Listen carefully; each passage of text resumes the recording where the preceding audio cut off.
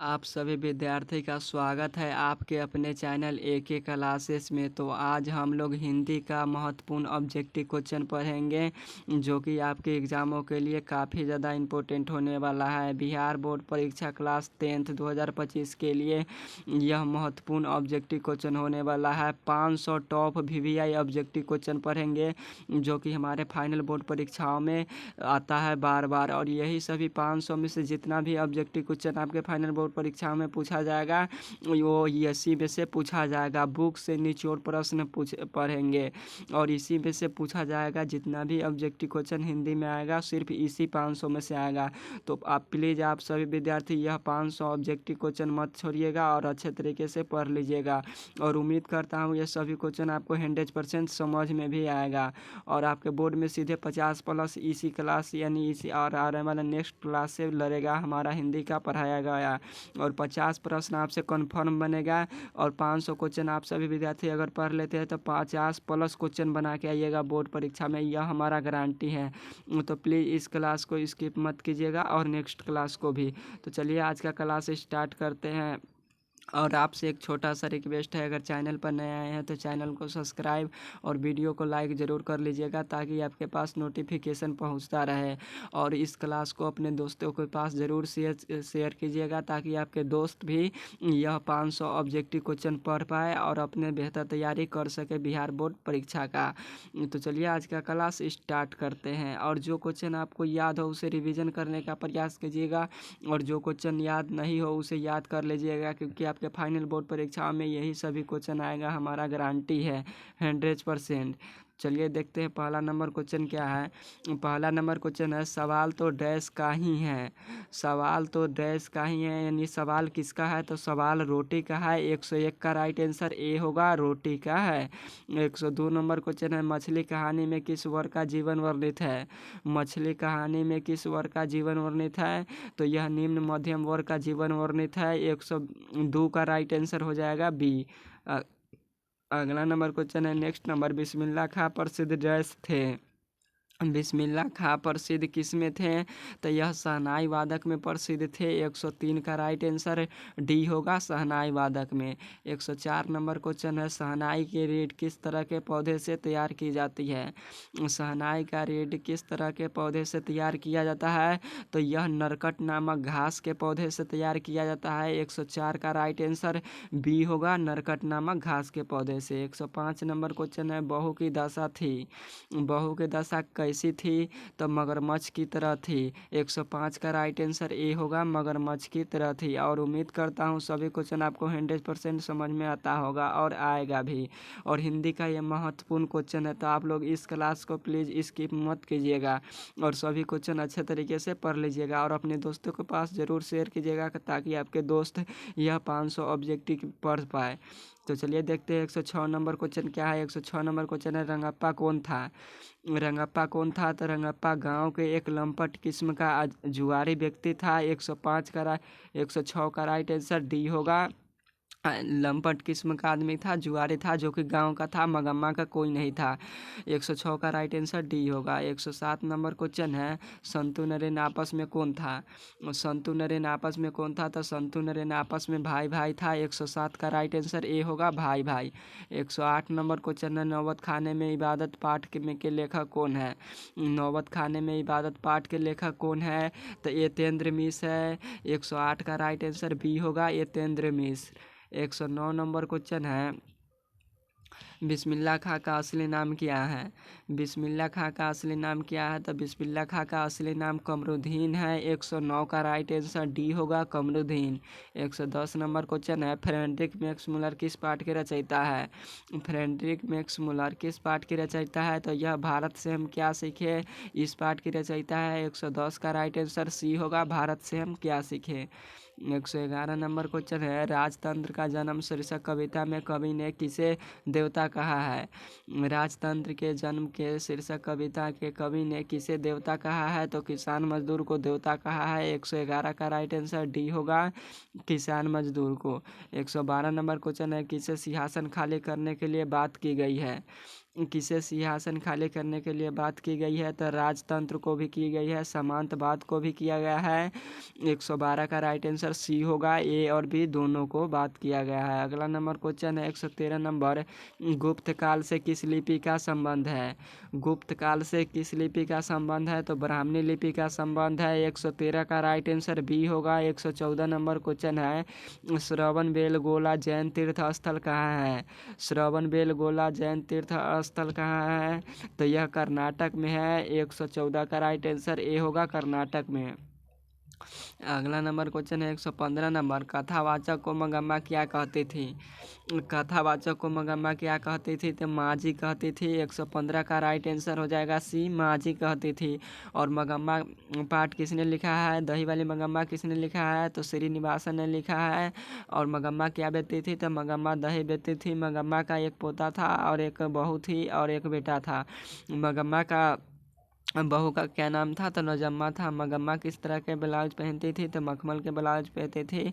मगम्मा के एक बार हाथ गांव का जुआरी व्यक्ति यानी रंगप्पा ने पकड़ लिया और उसे लगा, इतना जोर से पकड़ा हाथ कि उसे लगा कि किसी ने उसे कभी नहीं वैसा हाथ पकड़ा होगा, उसका पति ने भी वैसा हाथ नहीं पकड़ा होगा जैसा हाथ वो पकड़ लिया था रंगप्पा। रंगप्पा किस किस्म की थी? तो रंगप्पा जुआरी लंपट किस्म की थी एक, और गांव की थी। चलिए क्वेश्चन नंबर अगला देखते हैं। अगला नंबर क्वेश्चन है 116 नंबर, अधिक बुद्धिमान कौन थी? अधिक बुद्धिमान कौन थी? तो अधिक बुद्धिमान नजम्मा थी, जो कि मगम्मा की बहू थी। 116 का राइट आंसर सी होगा। अगला नंबर क्वेश्चन है 117 नंबर, सभ्य समाज की आवश्यकता क्या है? सभ्य समाज की आवश्यकता क्या है? तो सभ्य समाज की आवश्यकता दूध पानी के मिश्रण की तरह है। 117 का राइट आंसर डी होगा। 118 नंबर क्वेश्चन है, हु आर सुधराज किसकी रचना है? हमें बताना है हु आर सुधराज किसकी रचना है? तो बाबा साहेब भीमराव अम्बेडकर की रचना है। 118 का राइट आंसर सी होगा, डॉक्टर भीमराव अम्बेडकर का। और डॉक्टर भीमराव अम्बेडकर कौन सा पाठ लिखा है? तो श्रम विभाजन और जाति प्रथा लिखा है। बाबा साहेब भीमराव अम्बेडकर के कितने प्रेरक व्यक्ति थे? तो 3 प्रेरक व्यक्ति थे। और भीमराव अम्बेडकर का जन्म कब हुआ था? तो 14 अप्रैल 1891 में हुआ था। कब हुआ था? तो 14 अप्रैल 1891 ईस्वी में हुआ था। और कहाँ हुआ था? तो महू गांव के मध्य प्रदेश में हुआ था। अगला नंबर क्वेश्चन है 118 का राइट आंसर सी होगा। अगला नंबर क्वेश्चन है 119 नंबर, अज्ञे ने शत्रुपात किया? अज्ञे ने शत्रुपात किया यानी किसका शत्रुपात किया? तो प्रयोगवाद का शत्रुपात किया। 119 का राइट आंसर सी होगा, प्रयोगवाद का। 120 नंबर क्वेश्चन है, कवि अज्ञे ने सूरज किसे कहा है? कवि अज्ञे ने सूरज किसे कहा है? तो कवि अज्ञे ने सूरज परमाणु बम को कहा है। 120 का राइट आंसर सी होगा, परमाणु बम को कहा है।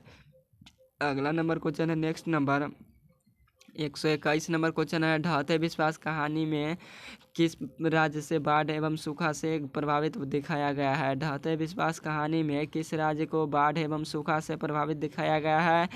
तो उड़ीसा को दिखाया गया है। 121 का राइट आंसर सी होगा, उड़ीसा राज्य को। और ढहते विश्वास कहानी का प्रमुख पात्र कौन है? तो लक्ष्मी है। लक्ष्मी का पति का क्या नाम है? तो लक्ष्मण नाम है। और लक्ष्मण कहाँ नौकरी करता है? तो कोलकाता में नौकरी करता है। और लक्ष्मी के पूर्वजों ने कितनी जमीनें छोड़ गया था? तो 1 बीघा ने जमीन छोड़ गया था। अगला नंबर क्वेश्चन है 122 नंबर, ढहते विश्वास कहानी का प्रमुख पात्र कौन है? तो ढहते विश्वास कहानी का प्रमुख पात्र लक्ष्मी है। 122 का राइट आंसर ए होगा। 123 नंबर क्वेश्चन है, प्रसिद्ध क्या थी? यानी सिद्धम क्या है? तो सिद्धम एक प्रकार की लिपि है। सिद्धम क्या है? तो सिद्धम एक प्रकार की लिपि है। 123 का राइट आंसर डी होगा। 124 नंबर क्वेश्चन है, किसे देवनागरी की संज्ञा दी गई है? किसे देवनागरी की संज्ञा दी गई है यानी देवों का नगरी किसे बोला गया है? तो देवों का नगरी बोला गया है काशी को। 124 का राइट आंसर बी होगा, काशी को। 125 नंबर क्वेश्चन है 125 नंबर क्वेश्चन है, बालाजी मंदिर काशी के किस घाट पर अवस्थित है? बालाजी मंदिर काशी के किस घाट पर अवस्थित है? तो यह पंचगंगा घाट पर अवस्थित है। 125 का राइट आंसर बी होगा, पंचगंगा घाट पर। 126 नंबर क्वेश्चन है, बिस्मिल्लाह खां का जन्म हुआ था? बिस्मिल्लाह खां का जन्म कहाँ हुआ था? तो बिस्मिल्लाह खां का जन्म डुमराव बिहार में हुआ था। कहाँ हुआ था? डुमराव बिहार में हुआ था। 126 का राइट आंसर डी होगा, डुमराव बिहार में। 127 नंबर क्वेश्चन है, लक्ष्मी कौन थी? लक्ष्मी कौन थी? तो लक्ष्मी एक दिनहीन महिला महिला थी। 127 का राइट आंसर बी होगा, एक दिनहीन महिला। और लक्ष्मी कौन सा चैप्टर लिखा है? तो ढहते विश्वास कहानी लिखा है। अगला नंबर क्वेश्चन है 128 नंबर, लक्ष्मी के पास कितनी ज़मीन थी? लक्ष्मी के पास कितनी ज़मीन थी? तो लक्ष्मी के पास 1 बीघा ज़मीन था। 128 का राइट आंसर ए होगा, 1 बीघा ज़मीन था। अगला नंबर क्वेश्चन है 129 नंबर क्वेश्चन है, हिरोशिमा के रचनाकार कौन है? हिरोशिमा के रचनाकार कौन है? तो हिरोशिमा के रचनाकार सच्चिदानंद हीरानंद उत्सायन अज्ञा है। 129 का राइट आंसर बी होगा, सच्चिदानंद हीरानंद उत्सायन अज्ञा। 130 नंबर क्वेश्चन है, साक्षी का अर्थ होता है? साक्षी का क्या पराय है? तो साक्षी का अर्थ होता है गवाही। पराय या अर्थ एक ही होता है, तो साक्षी का क्या अर्थ है? तो गवाही अर्थ है। 130 का राइट आंसर बी होगा। 131 नंबर क्वेश्चन है, 20 के दांत कहानी का प्रमुख पात्र कौन है? 20 के दांत कहानी का प्रमुख पात्र कौन है? तो खोखा है। 131 का राइट आंसर सी होगा, खोखा।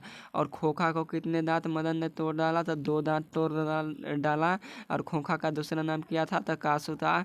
कासू किसका पुत्र था? तो सेन साहब का पुत्र था। और मदन किसका पुत्र था? तो गिरधर लाल का पुत्र था। और मदन के पिता का क्या नाम था? तो गिरधर लाल। और गिरधर लाल कहाँ नौकरी करता था? तो सेन साहब के फैक्ट्री में। और कौन सा काम करता था? तो किरानी का काम करता था। सेन साहब का मोटर कार किस रंग की थी? तो काले रंग की थी। और कितना रुपया की थी? तो 7500 यानी 7500 रुपये की थी। कितने रुपये की थी? तो 7500 या 750 रुपया की थी, सॉरी 7500 की। चलिए क्वेश्चन नंबर अगला देखते हैं। अगला नंबर क्वेश्चन है 132 नंबर, झोपड़ी और महल वाले की लड़ाई में अक्सर कौन जीतते हैं? झोपड़ी और महल वाले की लड़ाई में अक्सर कौन जीतते हैं? तो महल वाले ही जीतते हैं। 132 का राइट आंसर ए होगा। 133 नंबर क्वेश्चन है, इबादत का अर्थ होता है? इबादत का अर्थ होता है, तो इबादत का क्या अर्थ होता है? तो इबादत का अर्थ होता है उपासना। 133 का राइट आंसर ए होगा, उपासना। अगला नंबर क्वेश्चन है 134 नंबर, सिख धर्म का परिवर्तन किसने किया था? सिख धर्म का परिवर्तन किसने किया था? तो गुरु नानक देव ने किया था। 134 का राइट आंसर ए होगा, गुरु नानक देव ने। और गुरु नानक देव सिखों के कौन से गुरु थे? तो पहले गुरु थे। और गुरु गोविंद सिंह सिखों के कौन से गुरु थे? तो 10वें गुरु थे। चलिए क्वेश्चन नंबर, और गुरु गोविंद सिंह का जन्म कहाँ हुआ था? तो पटना में हुआ था। तो यह सभी क्वेश्चन आप याद रखिएगा। अगला नंबर क्वेश्चन है 135 नंबर, हिंदी के आदि कवि कौन है? हिंदी का आदि कवि कौन है? तो हिंदी का आदि कवि सरहद पाद है। 135 का राइट आंसर ए होगा, सरहद पाद। 136 नंबर क्वेश्चन है, बेतमा कहाँ है? बेतमा कहाँ है? तो बेतमा इंदौर के पास है। 136 का राइट आंसर ए होगा, इंदौर के पास। और बेतमा दानपत्र कितना वर्ष पुराना है? तो 1000 ईस्वी वर्ष पुराना है। यह क्वेश्चन जरूर याद रखिएगा। अगला नंबर क्वेश्चन है 137 नंबर, धरते विश्वास कहानी में किस नदी का भाग्य दृश्य प्रस्तुत किया गया है? धरते विश्वास कहानी में किस नदी का भाग्य दृश्य प्रस्तुत किया गया है? तो महानंदा नदी का किया गया है। 137 का राइट आंसर बी होगा, महानंदा। 138 नंबर क्वेश्चन है, गुण निधि कहाँ से लौटा था?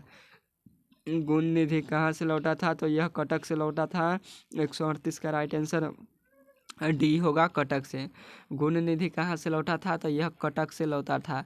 138 का राइट आंसर डी होगा। 139 नंबर क्वेश्चन है, कुमार नारायण ने बूढ़ा चौकीदार किसे कहा है? कुमार नारायण ने बूढ़ा चौकीदार किसे कहा है? तो बूढ़ा वृक्ष को कहा है। 139 का राइट आंसर सी होगा। और वृक्ष कहाँ था? तो वृक्ष दरवाजे के यानी चौखट के किनारे पर था। और वृक्ष को क्या बोला गया है? तो बूढ़ा चौकीदार बोला गया है। अगला नंबर, और वृक्ष का डालियाँ, सूखी डालियाँ किस तरह की दिखाई पड़ती है? तो राइफल की तरह। 140 नंबर क्वेश्चन है, कवि कुंवर नारायण ने घर लौटने पर किसे नहीं देखा? कवि कुंवर नारायण जब घर लौटा तो किसे नहीं देखा? तो बूढ़ा वृक्ष को नहीं देखा। 140 का राइट आंसर डी होगा, बूढ़ा वृक्ष को। अगला नंबर क्वेश्चन है नेक्स्ट नंबर 141 नंबर, भारत से हम क्या सीखे पाठ के गद्य की कौन सी विधा है? भारत से हम क्या सीखे पाठ के गद्य की कौन सी विधा है? तो यह भाषण है। और किसका भाषण है? तो मैक्स मुलर का भाषण है।